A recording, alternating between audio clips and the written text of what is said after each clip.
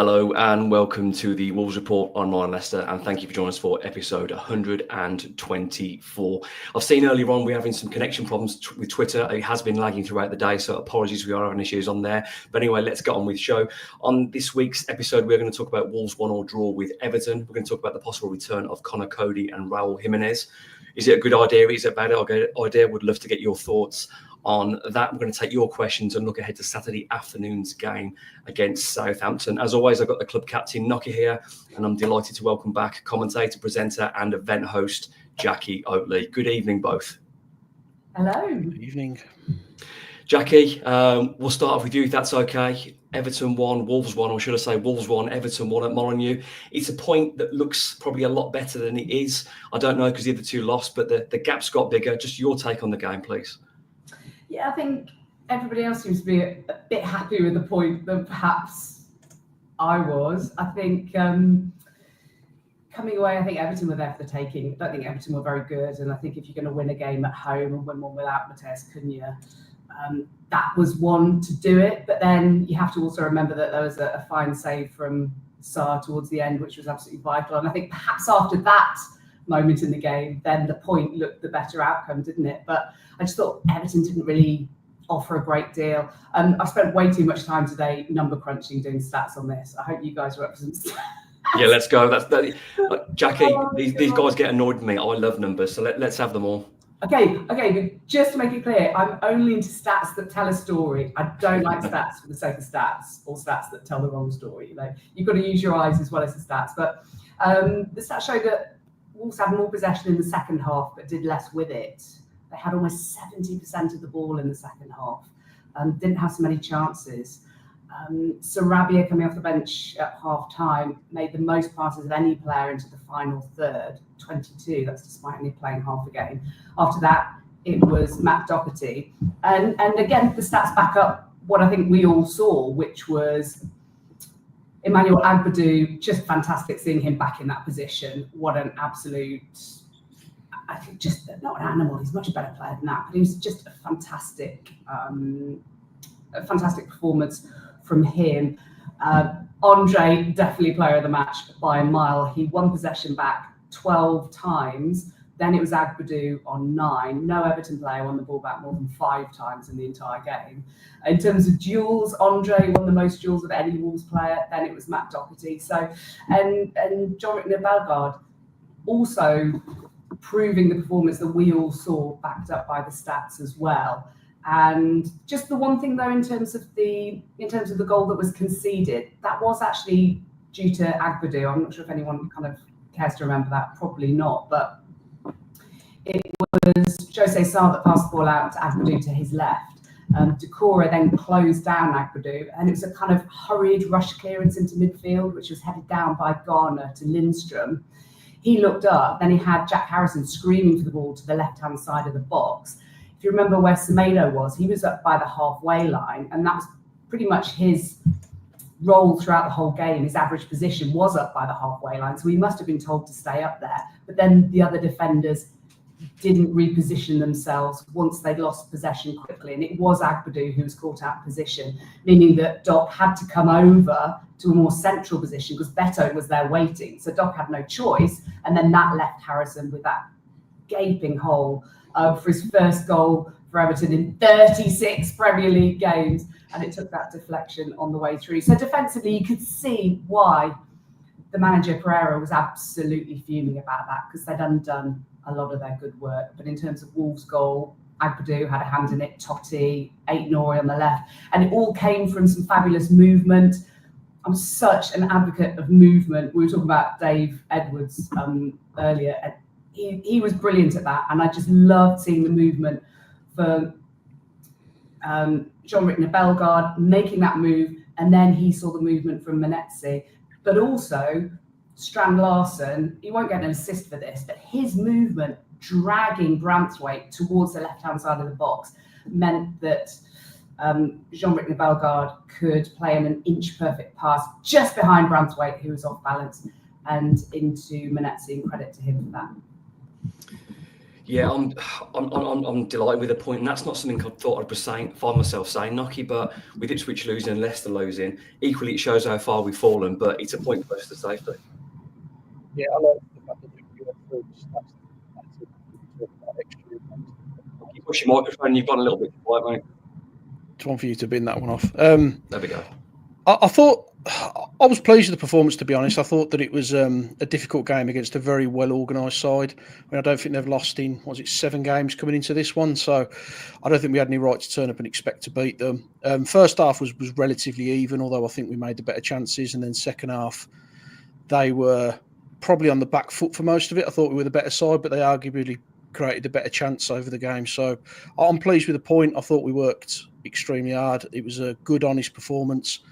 How many times did you say that Andre won the ball back? Was it 11 times? 12. And that's phenomenal. That's unbelievable. It's unbelievable. I mean, apparently when he lost his virginity, he went and won that back as well. He's just one of them sort of players, and he's just everywhere on the pitch. He was an excellent performance. But overall, I thought they were good. I would have liked to see us try and kick on and win it, but at the same time, we've done that a couple of times this season against City and against Ipswich, and we've lost. And it feels to me at this moment every point is a prisoner, and to take one in that game, it's 6 points.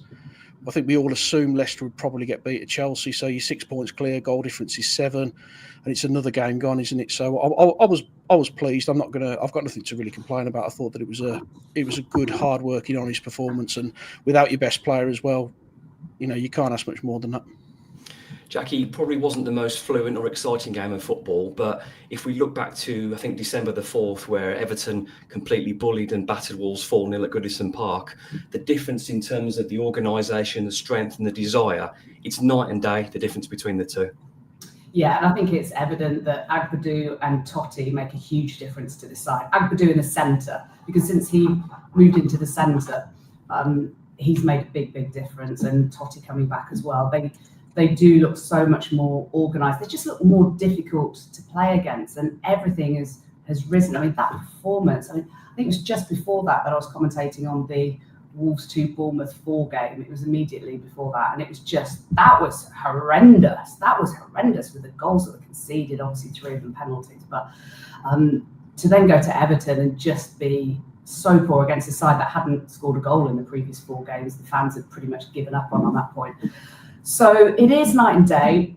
I think bigger picture, it comes back to the major frustration of the recruitment policy and just the lack of signing a player like Agbadou in the summer. Okay, so of course they lost Mascara to an ACL, starting the back 4 with Aït-Nouri at left back, who I just don't think is a left back. Semedo, I'm not as big a fan of Semedo as a lot of people are.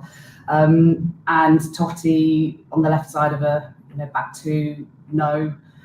I just thought Wolves were on the back foot at the start of the season. It was defence built on quicksand. I mean, Gary O'Neill said he wanted another defender in, wanted to loan out Santi Bueno. I'm not a Santi Bueno fan either.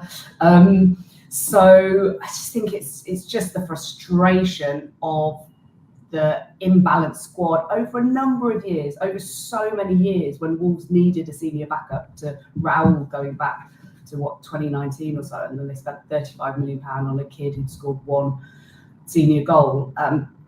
Aït-Nouri, fantastic player, but he was signed when there were already another 2 or 3 left backs at the club, and that pot of cash could have been spent elsewhere. So I think bigger picture, the balance of the squad and different managers wanting different players, and Nuno wanting £37 million to be spent on Semedo, who came from a side in Barcelona that was so used to having the ball all the time. And since then, he's admitted that he's really struggled in a side that didn't have the ball all the time and was more counter-attacking. So, and then Lopetegui making sure that he brought in Sarabia, and then promptly he left. And those 2 players, the highest 2 paid players at the club. So it has been an imbalanced mishmash of signings, of managers coming and going, and not having the balanced squad at the start of the season. And really, I just think this summer is so important. Pereira's talking about staying. It looks as though Wolves will probably stay up. And I just really want to see that work done early, and making sure that Pereira has his style of players for his style of play, because it is a mishmash at the moment in the squad. Yeah, we are Nocky. We're sort of picking up the pieces from sort of 3-4 managers, putting it together bit by bit, and each manager's sort of trying to change one style into another. But the one thing for me that stands out now, what I first said to Jackie then was, in terms of the organisation, this for me is the most organised we've looked in a while. Granted, it's probably not as free-flowing as some of the early Gary O'Neill games, but in a relegation battle, you need to be organised. And considering how many goals Wolves were shipping, now, particularly against a team like Everton, they look tougher and harder to beat. They do, and I think a lot of that's down to Agbadou. I think he's an absolutely top draw centre half, and Totti seems a better player playing alongside him as well. I think he's given him a little bit of confidence that you've got someone in the middle who's going to pick up the pieces for you. We're just doing the simple stuff, aren't we? Everyone knows their position. Everyone's doing what they're supposed to be doing, really. So if you can do the basics well, and I think we've got our 11s and our bench is better than the 3 teams beneath us. I think we'd all agree with that. And we've got a little bit more quality than they have, but we've just been a little bit all over the place, haven't we? We took a massive hit with not bringing in another centre half, and then obviously losing Mosquera, and we were just shipping goals for fun, weren't we? So I've got nothing against Gary O'Neill. I hope he comes back and has a career in football, but he just wasn't the right man for the job, and he didn't know how to steady the ship, and you just leaking, aren't you, all the time? And by the time we'd actually made that decision, which was probably 7 games too late for me, you're in a sticky spot, aren't you? But I think Pereira's come in, he's organised us, he's made us hard to beat, which is important. Even though we are losing games, we're not shipping the goals that we were, and goal difference is important in this end of the season. So he's doing a good job for us at the minute. It's not finished yet. I think we need probably 2 more wins to do it. But you look at the teams beneath us, realistically they're going to need 3 wins just to get above us now, and there's 10 games left. So you would think we've got a good chance from here, but I'll be more comfortable when we've got those 2 wins out of the way. They're just a lot more defensively stable, aren't they? Because they're not chopping and changing. I think Gary O'Neill, having started the season perhaps without the defensive squad that he needed, I can see the criticism, but also I think in his defence as well, had there been the defensive ammunition to be able to go to back 5. Okay, he wanted the back 4, but had there been the quality there to be able to switch it, then I think there wouldn't have been quite as much chopping and changing. Whereas now that stability is huge because the players do look like they know what they're doing week in, week out, which is something that was really lacking in the first half of the season. I think it's it was the changes. I think with O'Neill, when it did go wrong, he didn't really seem to know how to fix it. He didn't know what changes to make. The substitutions were all very regimented. It seemed to be 60 minutes, we'll make 2 changes and we'll make another one on 75. He didn't really have that tactical nous, I think, to affect games, whereas Pereira seems to have a little bit more nous about him, where he can make a change that actually affects a game. And I think that just comes with experience, doesn't it? He's been around the block a bit, he's had a few clubs, and I think O'Neill's got the capability to get there. But in the Premier League, you can't cut your teeth in this league. You need to be in the lower leagues learning your trade and learning how to win matches when you probably shouldn't, which is where Pereira is with us at the moment. Yeah, I'm not really too fussed about style, because if we've played fantastic and lost 5-4, I've been entertained but I'm miserable. I'm willing for the days of stinking the place out and winning 1-0 all again. So I think Vitor's got them all on side. They seem to be playing as a team. And he talked about signing Agbadou and Manetzi and these kind of players that I think that we've signed the captain and the vice captain of a club. That tells you the kind of leadership model he wants in terms of good pros and people that looked up to. So let's talk about Jackie, you started off talking about Everton's goal. I think it was rather fortunate. I know you said it was probably avoidable, but a double deflection for me is very, very unfortunate. But the space that Harrison had on the edge of the box, you can't leave that. There's no way you can leave that. But and I think Semedo got drew in, didn't he, as well? Well, Semedo was near the halfway line. See, looking at I looked at the average positions, and his position on average the entire match was nearer the halfway line. He was one of the most advanced players. So he must have been told to stay up there. But in the match, I was like, what is he doing up there? But that's fine. If he's told to stay up there, or if he does stay up there, then obviously you need to have Agbadou in the centre, Dot to the right, and Totti to the left. But they were pulled over after Agbadou's error. I mean, in fairness to them, they turned it into a goal, but it just shows at this level that one rush clearance into midfield that is headed straight down back to Lindstrom, and then they find the player on the edge of the box who's free. So it was really frustrating. You could see the reaction from Pereira. He was livid because he knew that was completely avoidable, and so they were chasing the game. But I think overall, bigger picture in the game, it was nothing like some of the other performances this season, particularly at home, where Wolves, you just get that sick feeling. I've commentated on most of them, but bloody awful ones. I'm not there for the ones where they play well. It looks like a side that's inching its way back to safety. And just as an aside, just a very random aside, just thinking about how unbelievably good Andre was in that game. And Wolves have two Brazil players and the two players in the Brazil squad. Man United have none. There's no way that I'd swap Wolves midfield for Man United midfield. And when in our collective history would we say we wouldn't swap the Wolves midfield? And bear in mind that statistically Wolves are the 4th worst team in the division. And this is not a Man United podcast, but it is astonishing, isn't it? I wouldn't have Eriksen, I wouldn't have Casemiro, and I wouldn't have Ugarte either instead of João Gomez and particularly Andre, who was, he was just outstanding, absolutely outstanding. And one of the highlights for me, probably aside from the goal, was his defensive work in the box, and he celebrated it with the crowd. He went out. Yeah, I know people say that's a bit sort of, it's not really us, but I do like that. When a player wins the ball back or blocks, I quite like that. And I like Newcastle do it really well and their players do it really well. But I just love the way it gets the crowd going. We struggled for a decent atmosphere for a couple of years now. But those kind of moments, I kind of let out a cheer as well. And you want that. So, if a player's celebrating tackles, I'm all for it. Yeah, as well as his winning the ball back 12 times, by the way, 7 times more than any Everton player on the entire game. That's incredible. Yeah, as well as that, Andre also won the most duels of any Wolves player, which is 9. Then Matt Doherty was 8. Doc's stats were great too in the game. And Andre's passing accuracy in the whole game, 97.3% for a midfielder. That's 73 of his 75 passes were successful. And then Bellegarde after that. So the two of them were fantastic. I think it's just an incredible performance. Yeah, he was fantastic. We'll go on to the individual player performances, but I do love João Gomez, but I actually think Wolves have been their most fun under Pereira when Bellegarde was with Andre. I thought that combination, Nocky, he's probably the best team. But anyway, we'll go on to players in a bit. Moving away from the goal to the positive of our goal, Nocky, I don't think this goal has been given enough praise for how technically good it was. It started off on the right-hand side of the pitch. It went back. I think it started off with Semedo to Agbadou to Totti.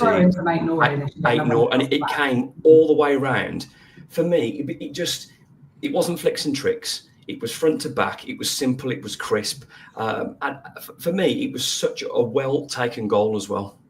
It was a lovely goal, and I love the run from Bellegarde as well. He seems like a man reborn at the moment, but you could see him run towards a penalty area, has a look up, and that ball's got to be absolutely perfect if it's going to reach Menezes, and it's inch perfect, takes out the defender. And to be honest, I thought he'd scuffed the finish at first where I was sat, but you see the replay of it. It's a lovely finish past. He had to adjust himself because of the slight deflection.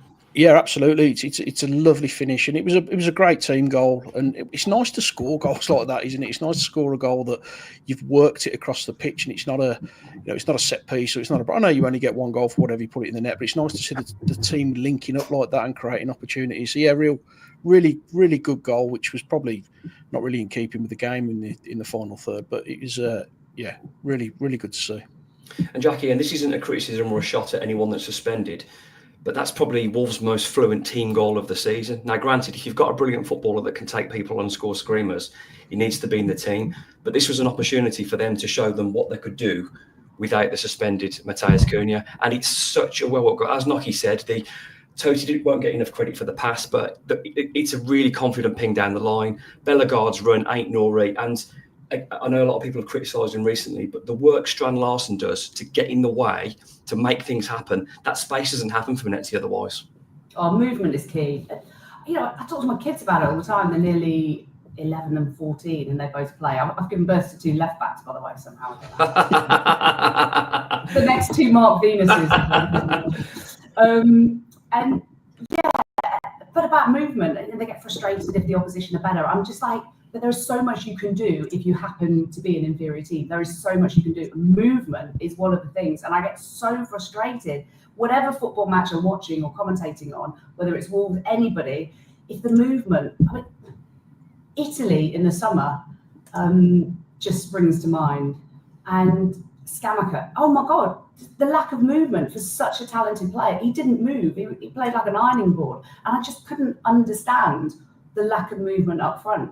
And they really struggled and they went out. And so to see a goal like that, and also the satisfaction of just knowing it's not going to be chalked off for offside or VAR or anything. There was literally nothing wrong with it. It was intentional. It was dynamic. It involved drive. It involved intelligence. It involved players working as a team. It involved being unselfish for Strand Larsen, who didn't have his best game, but he massively contributed. It won't show up in the stats. Doesn't matter. Don't care about stats.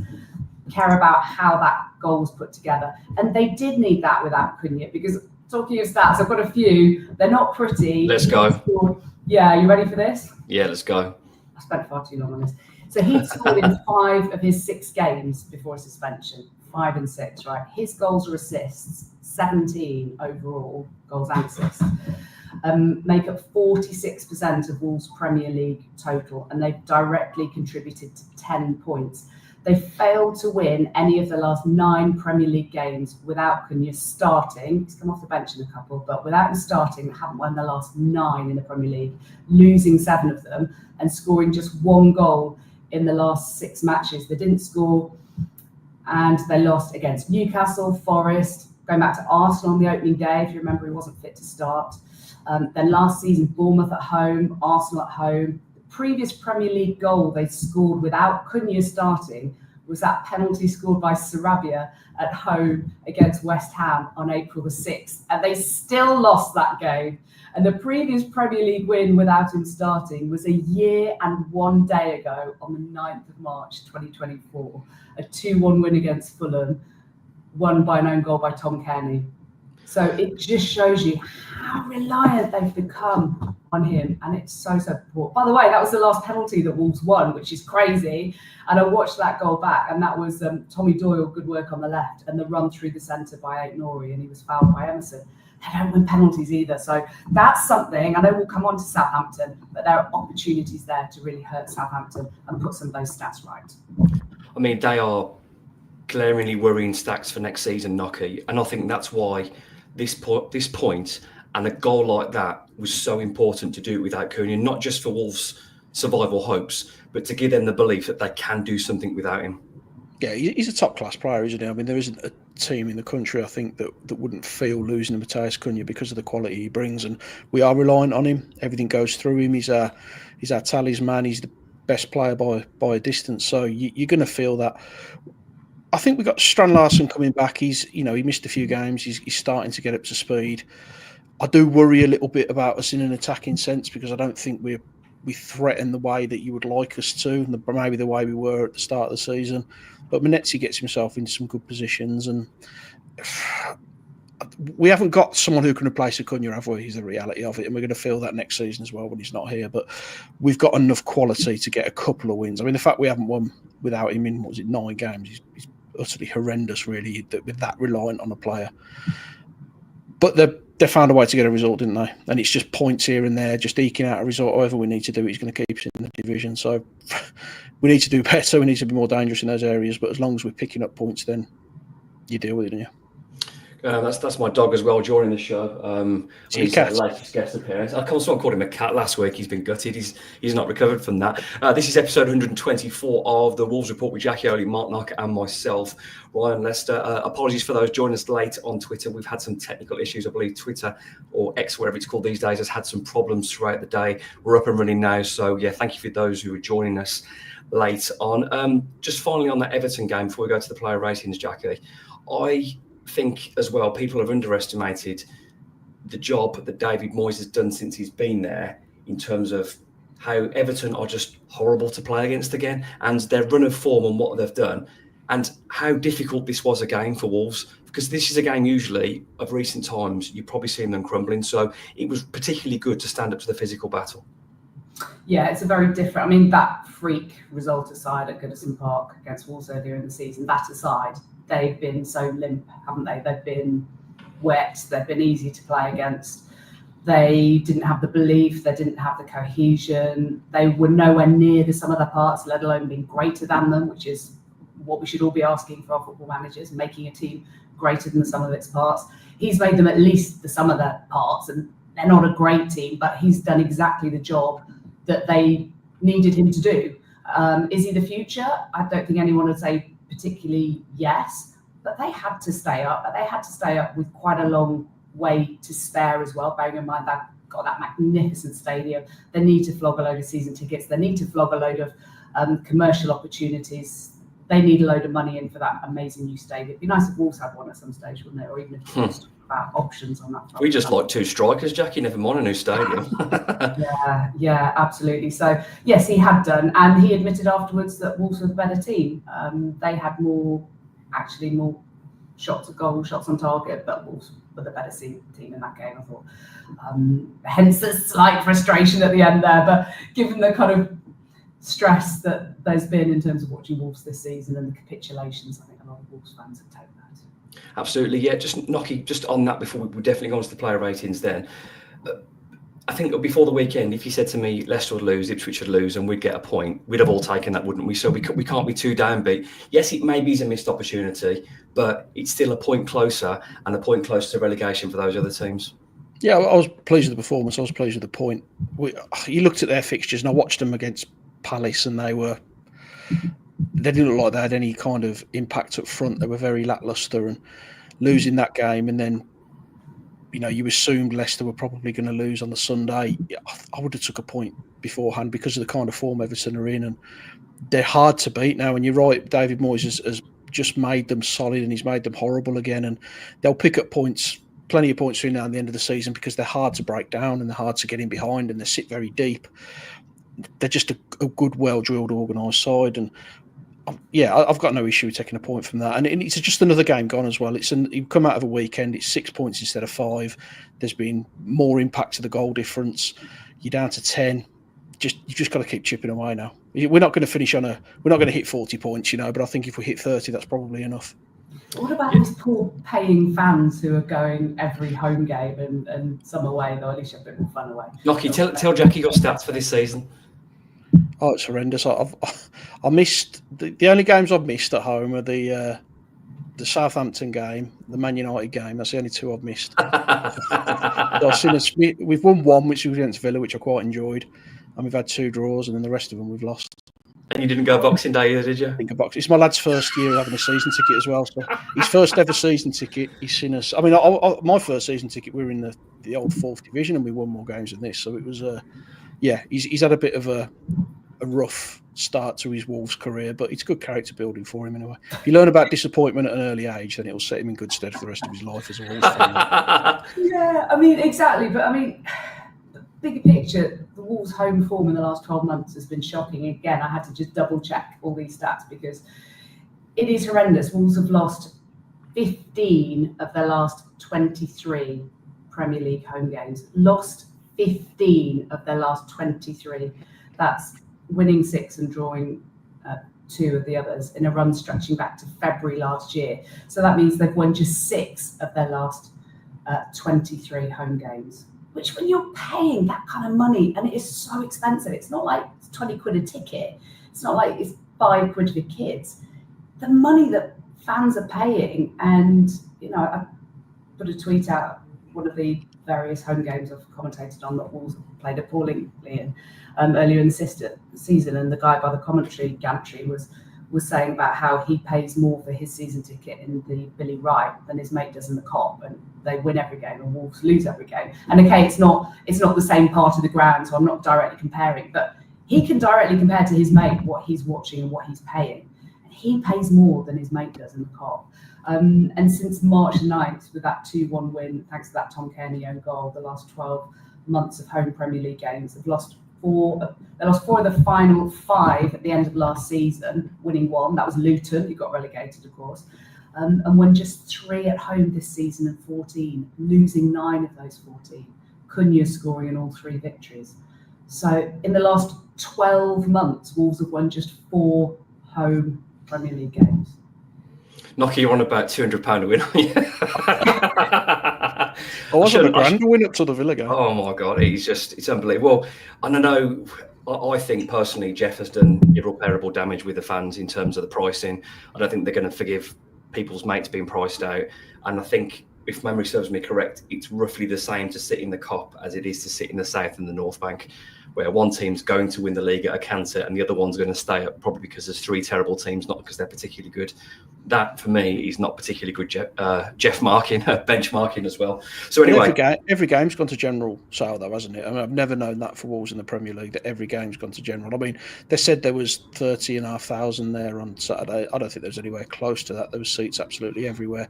So the benchmarking, it's not working in the sense that we're not filling the ground, but at the same time, we've got less people paying more money, so they're probably still making a profit out of it. But it shows how out of touch the club are with the supporters in terms of the situation around the Midlands, and it's not an affluent area, is it, at the moment, Wolverhampton? So you're punishing people for wanting to follow their football team because they know it's in your blood and they know that you'll sacrifice a lot of things to go and watch your team play, and it's unacceptable. But I don't really see it changing next season. I think we'll be paying at least the same. Well, there's a phrase, isn't there? Just to jump in there, Nocky, Adrian's saying 420-mile round trip for every home match, and that's nearly £1,900 on fuel. Massive respect. I mean, I take it it's not 1,900 every trip, otherwise. Well, if it's not, where's he driving from? Is he driving from Johannesburg every week? That's quite a trip. But Adrian, massive respect, and respect to any football fans. I mean, and a nod to those fans that come from America as well. I know people talk about tourist fans and stuff, but these guys get up at 4 a.m. They're watching the game. They've all come over, and I've got massive respect for that. If you love the same badge as me, you're very, very welcome at Molyneux. So credit to those guys for coming over and making the effort. I wouldn't call those tourist fans. They're international fans that love the club and they come over. So a nod to you guys. Massive, massive respect. Let's finish off the game. We've got about 31 minutes in for episode 124 of the Wolves Report with Jackie Oatley-Motlock and myself, Ryan Lester. Nocky, let's talk about Jose Sarr. I don't think he had a great deal to do, did he? I mean, the goal, I don't think he's got a chance with. It's going one way and then the deflection takes it completely the other direction. I'm not going to blame him for that. Made a good save from Beto. He probably should have scored, but he was down quick to tip it round. And there's a couple of good moments from corners where he came out and he was strong. So I thought he had a pretty good performance. His kicking was a little bit better. He was relatively dominant from wide position. So yeah, I thought he did okay, to be fair. Jackie, moving on to the first few centre-backs, tell me about Toty and Agbadu. Yeah. And Matt Doherty as well. Tell me about them all. Yeah. Good combination. Credit to Pereira for putting Doc in there. He likes to have a full-back and a couple of centre-halves, doesn't he? He doesn't want 3 centre-halves in the back 3. And I'm a huge admirer of Matt Doherty and everything he brings. I really am. I think he never used to get the credit or the caps even for Ireland because of, I think, maybe his demeanour. It's something like that, I heard. Because he maybe doesn't look as athletic or whatever it is, but I just think he's an intelligent footballer. He's so committed. And again, coming back to stats, they absolutely back up what I see, which is that he's fantastic going forward and his passing was outstanding. He was really good at the weekend.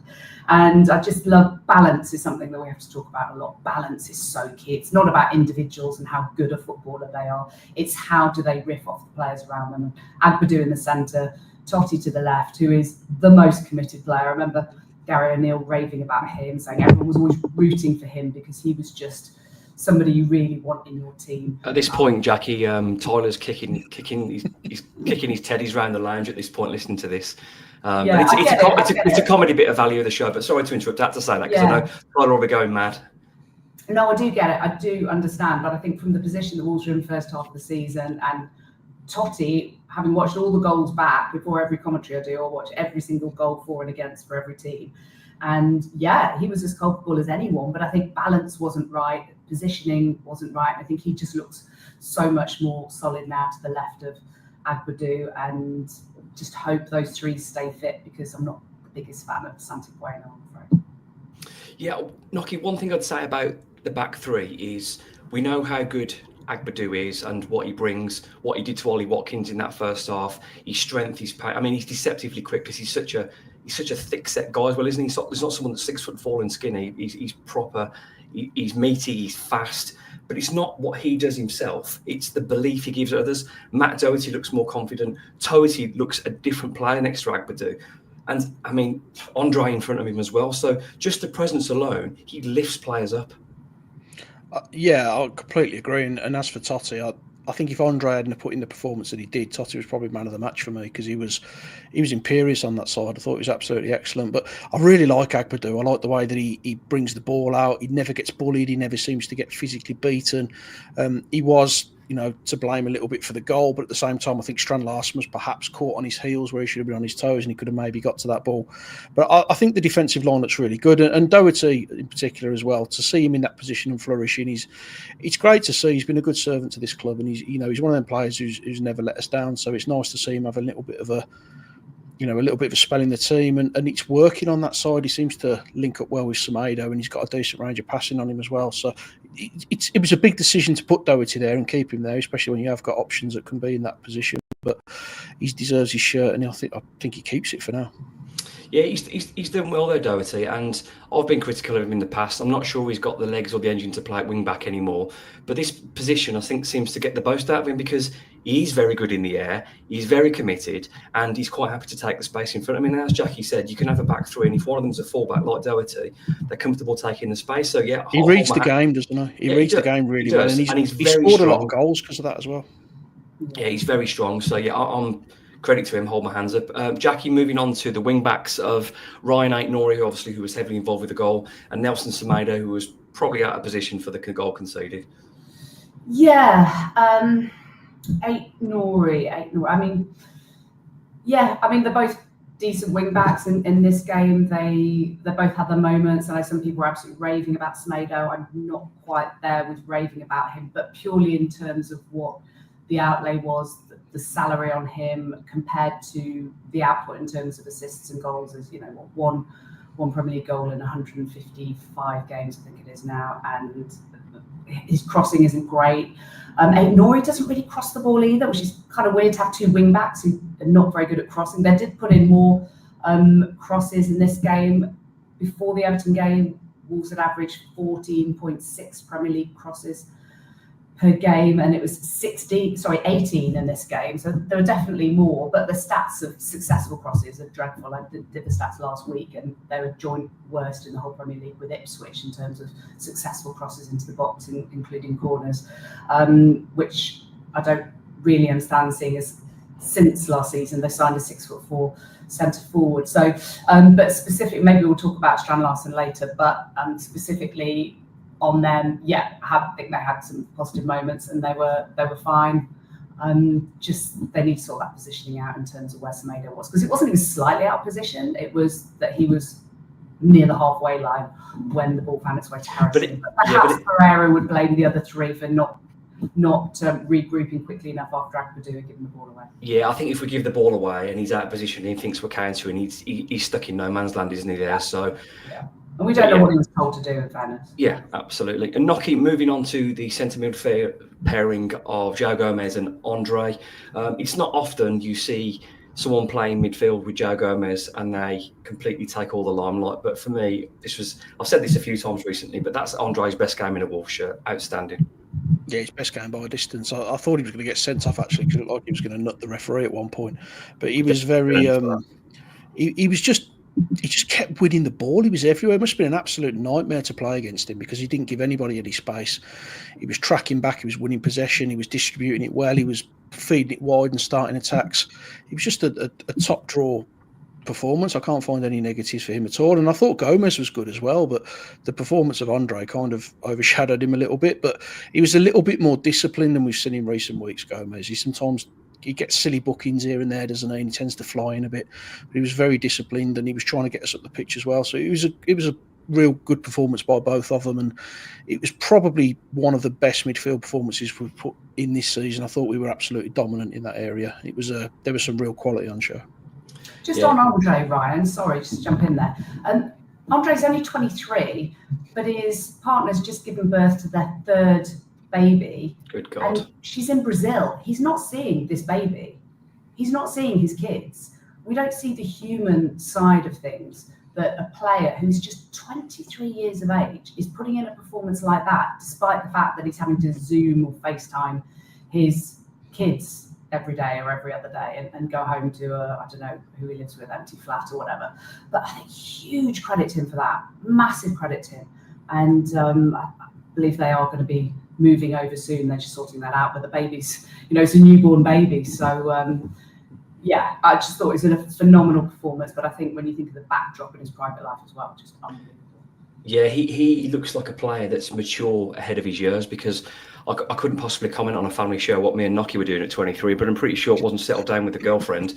I mean, I don't think we could barely use a computer then, Nocky, never mind have a conversation about football. But yeah, incredible. As someone just mentioned then, I did think he came out of the tunnel the weekend holding the hand of one of his kids, and he's came out with a baby. But you're right, though, his family, I don't believe, have moved here yet. But I think it was a nice moment on Saturday. I think his kids came out with their defenders. He came out with their defenders, and he came out with his kid as well. So yeah, that's a lovely moment for them. But maybe that's why he played so well, because he played out his skin, didn't he? So maybe that's it. They're back and they're visiting. Yeah, Andre, keep having children. Obviously, if your wife wants to, yeah, it's working well for you, mate. Thank you very much. Keep it going.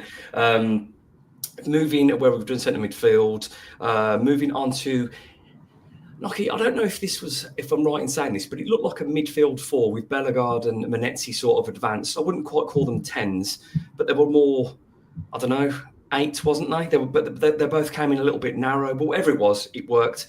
But delighted for Menezzi to get his goal, and it was another game where Bellegarde looks reborn.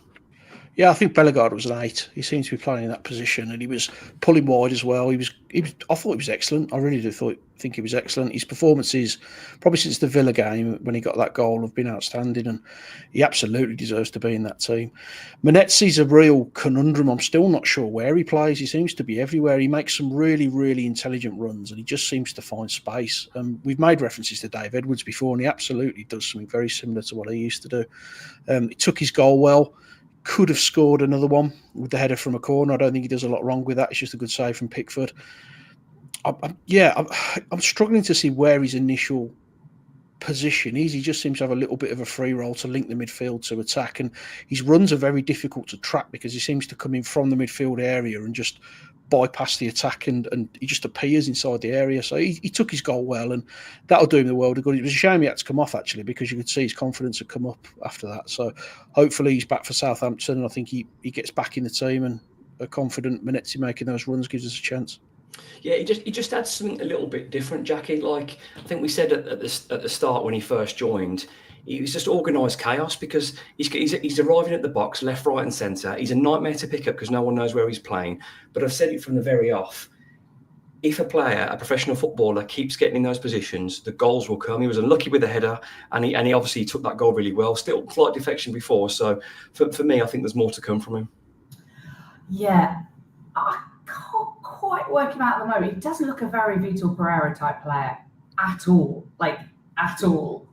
So, and like I said, I always watch goals back and watch players before commentaries, and I watched all his goals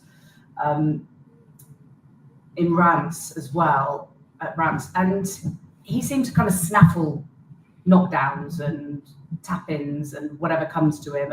There was one outstanding strike that he just blitzed in from the angle from 15 yards, which rifled in off the top of the crossbar, which was very satisfying.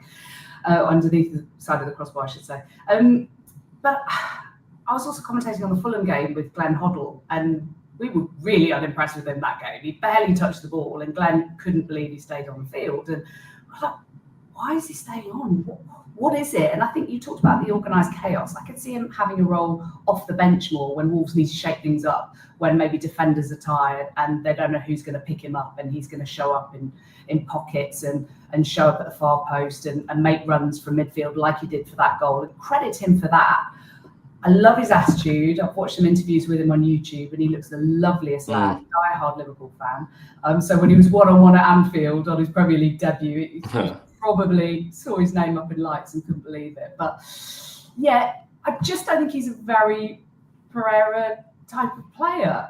So I'm just a bit surprised by the signing. Maybe he was just available, or buy on free from Rams. I'm not sure. It seems like an area where we have multiple players, especially with the emergence of Jean Rickner in there as well. It just seems such a strange signing, but equally, do you know what? He's giving his all. I hope things work out for him. I don't really know if he as you said, if he starts in the Wolves' best 11. But it seems for someone like Wolves to pay a lot of money for him, which is probably a lot of money for us at the moment, for someone that's going to be a bit part player. So I don't really know. But anyway, let's move on to Jurgen Strand Larsen, Jackie. had a bit of criticism. He's had a bit of criticism on this show. I think we talked about it in the past, Jackie. He looked like someone that needed a rest before he did his hamstring. Because there was no other options. They were sort of whipping the horse into the ground every week. He looked tired. He's come back now. Not really found his form yet, but without him, Menezes doesn't get the space to score that goal. Yeah, so huge credit to him. We've mentioned it a couple of times about the decoy run, which was just brilliant. That took Branthwaite right out of a central position, opened up the space for Menezes, and that was fantastic. It wasn't his best game. He didn't link up play brilliantly. He didn't win any of his 3 aerial duels. Doc was the highest on that front. He had just 3 touches in Everton's box. Bellegarde was top with 4, and then Menezes, and then Aït-Nouri. He hasn't scored a Premier League goal or assisted in 2025, but again, you have to use your eyes, and you see what he did at the weekend with his decoy run. I do like him, and it is an automatic £23 million conversion from loan to permanent transfer from Celta Vigo. So it's not an option, a case of if people don't like him, he goes back. Like, he's staying now in that regard, unless he's sold. But I do like him. I just want him to I think they need a bit more time to work with him. I think pre-season, that's if he is a Pereira type of player, because we've got a new manager again. But I think he's not necessarily known for his heading. He can head a ball. He scored plenty of goals with his head. It reminds me of Peter Crouch, who 6'7". I remember Graham Taylor saying that he's not actually that good with his head because he's never had to jump. So his neck muscles weren't developed. And I do think there's more to come from Strand Larsen on that front. I was there for that Bournemouth goal when he scored that fabulous header from a fabulous Bellegarde cross from the right-hand side. I'd like to see more of those kind of balls put into the box. He's definitely a box player. That's someone we don't feed enough. Yeah, well, exactly. And I've looked at it all season thinking, where are the crosses? Where are the crosses? No, and I know Pereira said when he was asked about it by Liam Keane, about why don't you put in as many crosses for him? And he kind of said something along the lines of he's 6'4", but that's not necessarily his greatest strength. Or rather, he is good with his feet. But we know that he's fantastic with left foot, right foot. Again, Paul Somerset Wolf, agree with you. He does need the service, but it's not just putting crosses in, because at Bournemouth in the cup, there were loads more crosses put into the box in that game, but they weren't quality ones. I think Semedo put in loads, but they were no good. Yeah. They were headed away easily. So they've got to be whipped in at an angle. And you look at Arsenal, who are the best, I think, at putting balls into the box. There's a lot of cutting back and putting in balls from an angle from the likes of Martinelli. He's brilliant at that. From Trossard, he's brilliant at that. So I think there's even a case for inverted fullbacks at times, switching sides. And Bellegarde was brilliant at that on Saturday. He put in some fantastic balls from deep with the angle. So it's kind of angling towards the far post. And then it just needs a touch from your 6'4" centre forward to score a goal. So I'd love to see them work on that more often. Yeah, absolutely. I think we've talked about it a lot, Knock, and we don't play to his strengths. We know he's a box player. I do think for someone so big, though, I think he needs to use his size and strength a little bit more. I don't think he gets bullied. I just don't think he uses his aggression enough, and he looks like a big, strong. He's a big, strong Scandinavian, but I just don't think he uses his size enough. This is episode 124 of the Wolves Report with Mark Knock, Jackie, the Stat Queen, Oatley, and myself, Ryan Lester. A debate came up in the week, and I think people talked about it. Conor Coady potentially returning. It was close to happening from Wolves' side of business, but Leicester said no. I believe Conor was keen on the move, Wolves were keen on the move, and this just seemed to create quite a bit of discussion in terms of the fan base of whether yes or no. And then obviously Raul came back last week. He's having a great season. He seems to be fully recovered from his injury, and he's doing great. However, would we take these players back at Wolves? Is it too romantic? Are we looking at the past? Would they add? Did they improve? Nocky, your take. Let's start with Raul Jimenez. Nocky. I think I'd take Raul back, and I don't know whether it's just nostalgia for the first few seasons we were in the Premier League, but he's scoring goals. I think he's in double figures this season. And the position we're in now, we're not a team who are pushing for Europe. We're not a team who are even looking for a top half finish. It's about survival. And I think any of the three teams coming up would absolutely take Jimenez. For me, I think he could come in and he could be another option for us. If we've got him and Strand Larsen as nines, that's probably enough with the players we can produce wide of him. So I think I'm tempted to say yes, I'd take Raul. So Jackie, Raul will be on a free transfer, although I believe he's on the best part of 100 grand a week at Fulham. I think by the time the summer comes, he'd be 34 next birthday. So is it romantic? Does he? I mean, he certainly gets on our bench. I don't know if he always starts. You could say, though, he's had a better season than Strand Larsen, but equally he's playing a better team that have a Diamond Traore putting crosses in left, right and centre, whereas we don't feed Strand Larsen. So you could look at that. So is Raul something that you consider, or is it thanks for the memories, but we're gonna go a different direction? No. It's a no for Raul Jimenez. I think phenomenal memories. You say he's had a better season than Strand Larsen, but he scored the same number of goals in the Premier League from open play. 3 of Raul's 10 goals have been penalties. He scored another couple. Oh, these are all going for Tyler as well, Knocker. He's going to love this. Yeah, so 7 goals from open play for Raul, playing in the side that puts in the most successful crosses in the Premier League. They've had Harry Wilson there most of the season, fabulous putting balls into the box.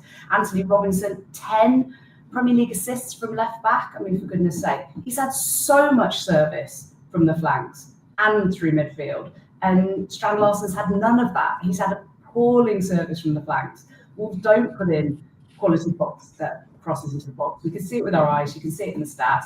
And Strand Larsen has still scored 7 Premier League goals. The only sad thing for Strand Larsen is that only 2 of his goals have resulted in any points at all against Tottenham and against Crystal Palace. And they haven't won a game in which he's scored in the Premier League, but that's not his fault. So it's a no to Raul. I do also remember how he preserved his fitness and kind of didn't really want to play in the closing stages of his time at Wolves, wanted to save himself for the World Cup. I don't know if people are kind of forgetting that, but I haven't forgotten that. Wolves obviously supported him throughout a horrendous time with injury. And he didn't score at Molineux in the league for a year.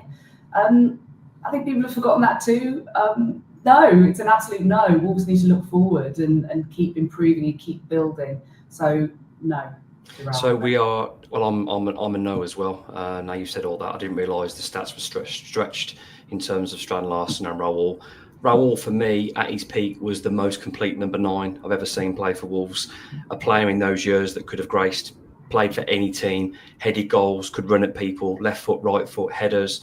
He absolutely had it all. So the problem for me is the huge money and again, I know people might disagree on this. He's another player that splits opinion. But if we can't give Nelson Semedo a new contract that's 2 years younger than Raul, I'm certainly not giving Raul Jimenez one. So one knocky for yes.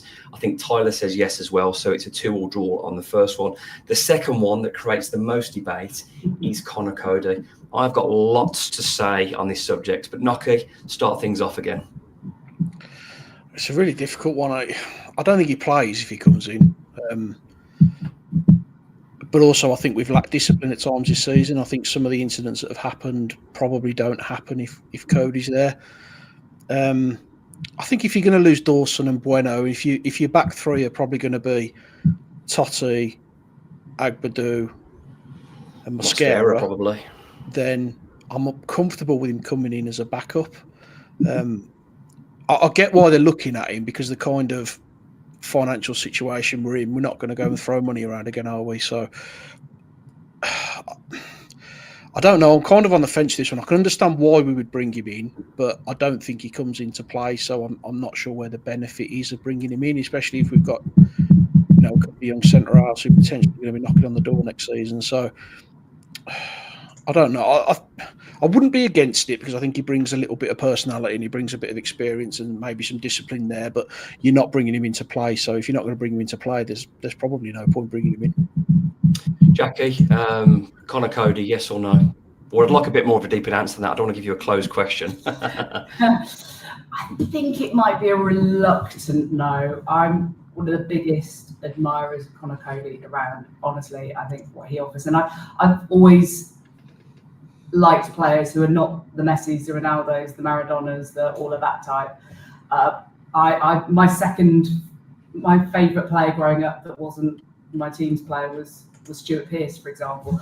Those kind of characters. And at a time when Wolves really needed leaders, Conor Coady was that. He was is a genuine human, a brilliant person, great communicator. The way he was with mascots, the way he was with staff around the club. Something the Wolves are just sadly kind of not really valuing at the moment. I think there are such great people at the club. I know it's another subject. There are great people at the club, and I just worry that they don't seem to be very happy by the looks of it. And you worry about the leadership and all the rest of it. But I think from the football dressing room point of view, maybe in January that would have been a great idea had they been able to bring him in. But again, not if they hadn't brought in Agbadou, because he's actually transformed the side.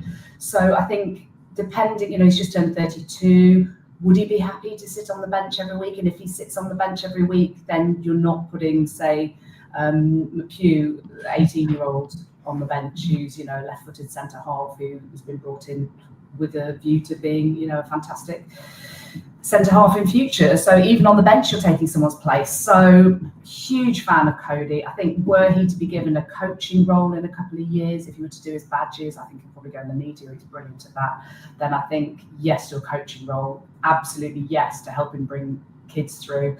But if you're just literally signing him because you need leadership in the dressing room, I don't think that's enough of a reason. Yeah, I'm the same, and again, this has been such a hot topic on our group chat, to the point they changed the group chat to being a derogatory term to me. But again, we can't talk about that on a family show. But for me, Conor Coady, one of the best ambassadors we've ever had for our football club. Incredible human, incredibly popular. From a guy that looked like an average midfielder and a utility left back to being a sweeper and captain that was magnificent, that took us into Europe, our most successful captain in this era as well. That's fantastic, but I don't see the point. I mean, allegedly he's on massive wages at Leicester, bringing in someone that's 32 years old to come and be a sub, because it's clear as day that Agbadou's our main centre-back. They play the same position. Agbadou could play left or right or the middle. Coady can play one position. You cannot put him in a back three, left or right. He hasn't got the legs to play midfield. So as romantic as it sounds, I just think it has to be a no. As much as he's a great character and a leader and ambassador, we've got to focus on the football. And granted, it's good to have personalities and strong people around the club, but for me, it's an absolute no. And I know Tyler would disagree and say it's a no-brainer, but surely a footballer who's 32 wants to be, he's not played for 2 years for a really poor Leicester side. Surely he wants to go and finish his career and play football.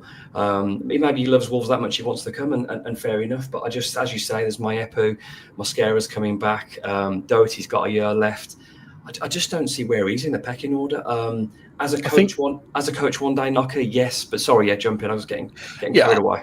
I think we can focus on Coady and we can focus on Raul. I think we've got bigger issues than that when it comes to the transfer, because realistically we're going to lose Cunha, we're going to lose Semedo, probably going to lose Aït-Nouri as well. I would suspect there'll be some bids coming in for him. So we've got more important positions we need to focus on, and I don't think Coady would be any kind of impact to us at all if he was to come in.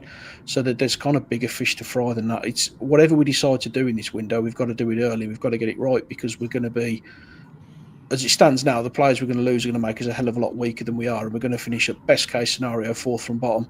So they need to have a plan, they need to have a structure, and they need to hit the ground running, because if they don't, we're going to find ourselves in a really bad situation next season. I think it is awful the way that it ended with Coady. He was absolutely devastated. I think it was Bruno Lage and whoever was touting him around to other clubs behind his back, and he didn't know about it. He was the club captain. I think that was absolutely appalling. So I'm surprised if he wants to come back, to be perfectly honest. But he lives in St Helens, and the M62 or the train or whatever it was he used to take, it may be a bit easier than Leicester, I don't know. But but just on a slightly different point, he was a regular starter who was an English player, and I don't think any Wolves fans really give a stuff, but it does not sit well with me that Wolves don't have any regular starters who are English or even British. And you might say, well, why does it matter? You've got these brilliant Portuguese, Brazilian players. Of course, I'm not saying start Tommy Doyle over Andre. I'm not saying that at all. I'm just talking when it comes to squad building. I think you need to have some kind of roots in this country, where you've got your mum and dad coming to watch, you've got your mates coming to watch, you've got some kind of pride, you get to know some of the supporters. And I think if you literally do just have players who come in maybe from another continent and who come in and, yes, they might give their all while they're there, but they've got their agents in their ear about the next step, and Wolves is realistically, let's take the emotion out of it, Wolves is realistically a stepping stone to a lot of these potentially top players who come into the Premier League. They have the eyeballs of the Premier League execs on them, and then they might get a move to Liverpool or Everton, or Neto to Chelsea or whatever. And then in 10, 15 years' time, who's going to be doing the commentary alongside Mikey Burrows or whoever? Mikey will be like, I don't want to still be there then. And I know it's not the priority. I'm just throwing it in there as something that doesn't sit well with me, that there are no players who has that kind of connection, the roots kind of, that it matters to them, that their mates can come and watch them. They may want to lift their game and be an incremental, part of the side. And you see Declan Rice at Arsenal and what he gives. And I don't know. I'd just like to see some kind of Britishness, but only obviously if it's the right standard. Yeah, absolutely. And it certainly is a nice to have. And I think we would love a load of local lads playing, but as demanding as as it's just completely results driven as it is, it's success first. And if there's cheap Brazilians to be had that can come over here and they're better than, they're a quarter of the price, unfortunately, we're just a victim of what the Premier League is, and it's so demanding. But granted, I do hope some players come through. We have done an hour now. We're into overtime for Jackie and for Nocky. We have flown by, so we're going to do a couple of questions, if that's okay with you guys. Move quickly on to Southampton, and then Nocky's got to be in bed before 9:30, otherwise he'll turn into a pumpkin. And Tyler will be mad he's late for bedtime. But anyway, that's another subject. On to the questions. Kato asks, hi Ryan, do the panel think we should give Fabio Silva one more chance under Pereira? You never know. He might turn the lad around. Nocky, you have that one.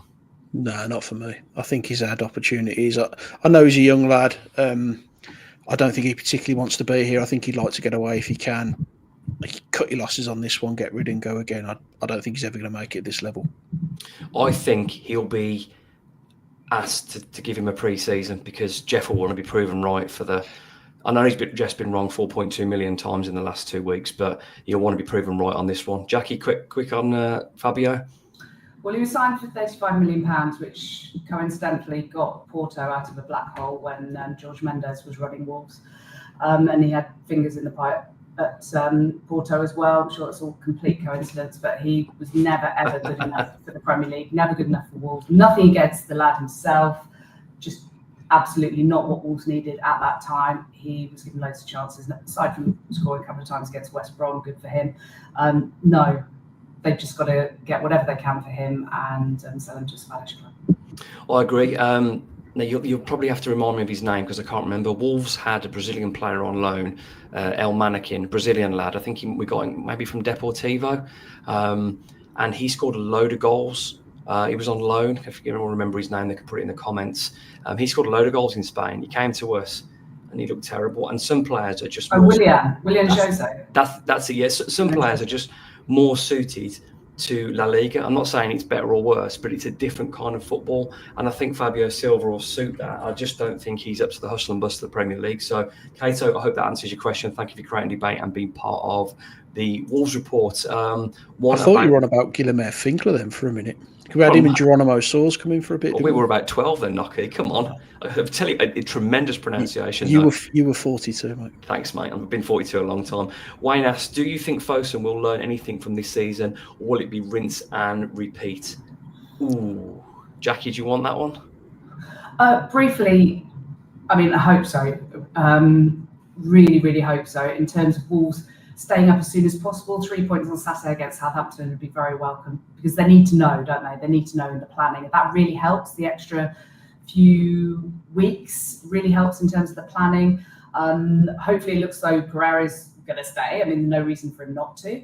And you would hope that together they can really get this squad balance, and hopefully Pereira's experience and communication with Matt Hobbs, and hopefully communication with Jeff Shee. Hopefully they're all on the same page, because if they are, then it means Wolves can pull in the right direction and build a squad. Yes, I understand the signing young players at a relatively cheap price, but you can't just sign 18-year-olds for the future and then just keep trying to bob around fourth bottom. They need to learn those lessons to answer Wayne's question and build for next season. I think they really can kick up the table, but they need to build from the back, and then they need to sort out replacing Cunha. He will go for £62.5 million. I don't think that's a bad thing at all. I honestly don't. I think he's got a few issues with his attitude, as we know about, throwing the arms around, being too much of a one-man team, which is not his fault. But I don't think that dynamic is healthy in terms of the squad. So not for a team like Wolves, I don't think it is. No, it's not healthy at all to be that reliant on one player who then is given so much leeway emotionally to not quite be disruptive, but you know what I mean. We all see the body language and having a go at Hwang, who's only just come on the pitch, and he misplaced the pass to him and blames Hwang for it. That's not okay. So replace him with a couple of quality younger players, and hopefully become more of a rounded team. Fosun have had a lot of stick the last few years, Nocky, and well, not so much Fosun. I'll take that back. Jeff Sheedle had a lot of this stick the last few years, and I think it's justified. And I don't think really fans can complain, especially what he did with the season tickets. I think Wolves have made some awful decisions. Granted, you have to nod that under Jeff Sheedle, Wolves have had the best few years supporting Wolves we've ever had. But those years now are like 4 or 5 years ago. So for me, it feels like survival's okay. Keep the brand in the Premier League, your esports and whatever. I hope I'm proven wrong, but do you feel the same as me, Nocky? Yeah, there's not a chance in hell we'll do anything differently next season. I think it'll be exactly the same again. I don't expect us to move quickly in the transfer market either. I think we'll be looking for bargains. So I'm hoping we stay up this year, but I'll be honest, I'm already frightened to death about the possibility of next season with some of the players that we're potentially going to lose. And I've got no confidence in Jeff to get it right. I kind of hope we get a little bit in bed with Mendes again to try and get some of those Diogo Jotas and Ruben Neves back in and those kind of players, just to give us a little bit of a foothold again, because we've been getting incrementally worse over the last sort of 5 seasons. We've been finishing lower and lower, and best case scenario now is to finish 17th, and there's only one place you can go from there. So it's going to be a massive summer, whichever league we're in. But I've got no confidence in the hierarchy at Wolves to get it right. But there's a lot of talk, Ryan. Sorry, Mark. There's a lot of talk about how much money is spent, and for example, Max Kilman went for £40 million, and they brought Mascara back from the loan, and that was the equivalent, and then you keep the 40 million or whatever. But it's not always about how much you spend, it's how wisely you spend it. So, for example, the £37 million that went on Semedo plus massive wages, you compare that directly to, say, Daniel Munoz, the Colombian, at Crystal Palace. Back at Palace, yeah. 6.8 million. And do you see the goal he scored the other day, by the way? So he has fantastic output in the final third, as well as being a good defender, as well as costing £6.8 million, not 37 million. So it's not like you don't sign the players, or it's not always the amount you spend, it's about how well you spend it and spread that money across the squad and get bargains. And we've talked before about Milenkovic, who cost just £12 million for Nottingham Forest. £12 million. And he's Serbia captain, and he's in his mid-20s. So those players are there. I'm not saying they're easy to sign, but if Forest can sign them, then yeah, it's about doing that kind of business. Yeah, we always say it every year, Nocky, but this feels like a massive sum. I mean, Sarabia looks like he's going to Seville. I don't know if he signed a pre-contract, but that deal looks like it's on. Obviously, Cunha goes 62.5 million. That's a lot of talent going from the forward line. So it's not like they have to do any different. It's a choice. If they don't, Wolves will be most likely in big trouble next season. Wayne, thank you for creating some debate on the latest episode of the Wolves Report. Carl asks, what is the points total do you think Wolves are trying to achieve, and how many wins? I'll answer that one. I haven't really looked at the points total, Carl. I've been looking week by week, just trying to maintain that gap. And as it stands, Wolves would lose 2 on the bounce, and Ipswich and Leicester win 2 on the bounce, and we'd still be above them. But bearing in mind that Ipswich have only won 3 games all season, and then they probably need to win another 3 or 4, I'm feeling pretty good. Don't get me wrong, I'm not taking it for granted, but if Wolves beat Southampton on Saturday, I think we're pretty close to it. Would you say that's fair, Nocky? Yeah, I agree. I think 30 points will be enough this season. I think we need 2 more wins to kind of guarantee it.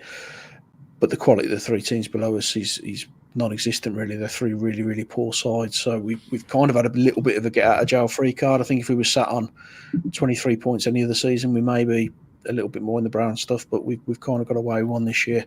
But I still want 2 wins. I'll be happy if we can go and beat Southampton. I think that's probably job done, depending on what the rest of them done. You could be sat, 9 points clear, couldn't you? 10 with goal difference, and I don't see either of those 2 getting that back at that point. Nocky, I just want to see him win at Molineux for you. You know what I mean? That'd just be nice if you got value for your season ticket. Jackie, again, probably he's win at Southampton. We're pretty close to the finish line then, aren't we? Yeah, I think it's just edging there then. They do need to win at Southampton, obviously. But then I think the sooner, I mentioned before, the sooner that they confirm their status, the better in terms of helping to plan for next season. Even planning pre-season trips, things like that, get put on hold until you know what level you're going to be playing at. But I think then they can't be looking at this because next season they'll probably have Leeds United coming up, Burnley, probably Sheffield United, and then somebody fun from Sunderland, Coventry, maybe the Albion, that could be lively. I just think the sooner they can get those points, the better. Because I'm not one that's written off Ipswich, having seen them at Molineux and see them be consistently greater than the sum of their parts, absolutely playing for the manager, have a fantastic centre forward, a load of players who played in League One a couple of years ago, but absolutely maxing out on their ability. So I have a lot of respect for Ipswich and what they're doing this season. So just don't count them out. The TV companies are counting them out because they've not put Wolves on TV at all in the whole of April. And I spoke to the guy at TNT Sports and he said, yeah, that's why we didn't put them on, because we think it's, you've got too much at Wolves, and Sky obviously think the same. So I've not been as confident quite, but I think win at the weekend, and then if they can just not lose at Ipswich, then you would hope that would be that. What's not to like about consistent Saturday 3 o'clock kickoffs, Jack? It's what we grew up on, and I'm here all for it. Just have a normal Saturday afternoon, go and watch your team at 3 o'clock. Yes, please, stay away, TV. This has been episode 124 of the Wolves Report with Jackie Stato Oatley, Mark Knock, and myself, Ryan Lester. We're missing Tyler. He's on holiday or skating. I don't know what he's doing, really. We play Southampton away on Saturday afternoon, Knocky. I know we're saying we should go and win at Southampton, but they've got to beat somebody. If we don't go there with the right approach, we saw what happened at home to Ipswich. We lost. It has to be completely focused. To get anything there, it's going to be tough. Yeah, they're only on 9 points as well, aren't they? So it absolutely stinks of a wretched Wolves performance and a 1-0 Southampton win. It's going to be hard. I mean, I've seen them playing, and I know that they are where they are, but they do play a little bit of decent football at times, and they have got a little bit of pace in that side. Man for man, Wolves should go there and win, but football doesn't really work like that, does it? I think it's going to be a hard game. I really do. I don't think we're going to blitz them. I don't think we're going to blow them away. I think if we win, it'll be by the odd goal. But it's a tricky one for me. In terms of the team, I don't really think you change much, do you? I think you pretty much stay as close to the Everton team as you can. I don't see any reason to change it.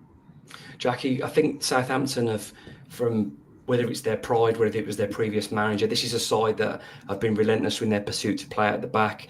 They're a side that can be pressed and squeezed. I think you alluded to that earlier on in the show. But I think Wolves need to be going brave and squeeze them, not sit off them. I think this is where you need Manetzi pressing, where you need Bellegarde pressing, and really put the squeeze and force mistakes. Yeah, I do agree with that, but I would just make the one change, and I'd start Sarabia in this one because they are very prone to through balls. They're very prone to conceding lots of chances from clever play from the opposition. They're pretty weak defensively. They're easily pressed. So I think if you can get Strand Larsen on top of his game and try and bully defenders, and that's not necessarily his strength, but he's also a very clever player. He's good at receiving ball to feet in tight areas. And I think Sarabia is brilliant at finding players like that. I think the movement of Bellegarde can really help them pull them out of position. And they're dreadful at set pieces, by the way. Wolves are not great. Certainly not defending them, not great at scoring them either, but they just allow way too many chances. And I think if you can get Sarabia in the side, I know his output hasn't been outstanding. He was very, very good second half at the weekend. So I'd probably start with him and then maybe tire out the defenders who've had to think too much from Sarabia's intelligent passing, and then maybe bring on battering ram of Manetzi just to kind of scare them into oblivion. Yeah, I do think it is a game for Sarabia, particularly with, like you said, the Bellegarde run against Villa, finding those runs and passes in behind. Bellegarde can clearly do that, breaking forward, and I think this is a game that is very much suited to Sarabia. No disrespect to him, but he's someone that can open the door against more vulnerable teams, so that wouldn't surprise me. I'm not 100% if Manetzi's going to be fit or not for the weekend. I know he said he was okay, but I'm not sure coming off at half time. I mean, I might be wrong, but I'm with you anyway. I'd probably start Sarabia for that one. Prediction times. Nocky, let's start us off with a cheerful prediction. I've not backed a win that's come in successfully this season, so I'm not going to jinx it. I'll go for a 1-1. Oh, Nocky. Jean-Ric Bellegarde. 1-1 Bellegarde. Jackie? I'm going to go 2-0. Nil on the basis their top goal scorer is playing in defence for them these days. Joe Rebo is their top scorer with 3 goals. They've got a load on 2 goals. I think 2-0 for Wolves. I think Strand last and finally to score a goal that results in a Premier League win. Well, I'm going down on Saturday, so I'm hopeful that I'll be enjoying it. So I can't go my usual 1-0 Cunha. He's completely ruined that for me. So I'm going to go 3-1 Wolves and Agbadou to open his account. This has been episode 124 of the Wolves Report. Thank you so much to Jackie Oatley for joining us.